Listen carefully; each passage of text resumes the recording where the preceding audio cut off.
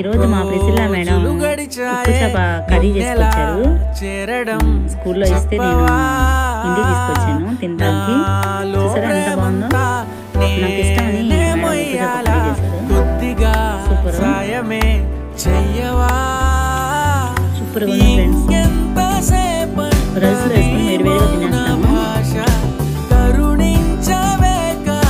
ఓకేనా, ఈ వీడియో నచ్చితే లైక్ చేయండి, షేర్ చేయండి, సబ్స్క్రైబ్ చేయండి.